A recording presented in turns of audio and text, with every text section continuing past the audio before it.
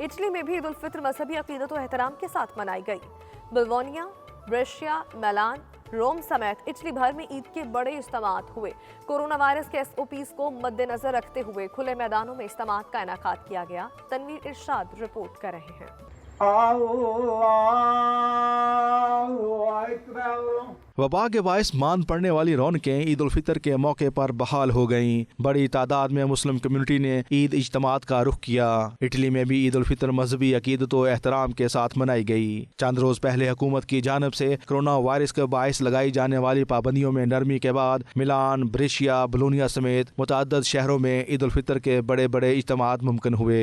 हुकूमती SOPs को मद्देनजर रखते हुए बड़े शहरों में खुले मैदानों में ईद के बड़े बड़े इज्तिमात का इनेकाद किया गया, जिनमें बड़ी तादाद में मुस्लिम कम्युनिटी ने शिरकत की और नमाज ईद उल फितर अदा करने की सआदत हासिल की। इस मौके पर शहरी नमाज ईद के बाद एक दूसरे को ईद उल फितर की मुबारकबाद भी देते रहे। मैं मिनाजुल कुरान इंटरनेशनल देजियो इटली और आलियाने देजियो इटली की तरफ से तमाम उम्मत मुसलमान को दिल की अथाह गहराइयों से ईद उल फितर की मुबारकबाद पेश करता हूँ।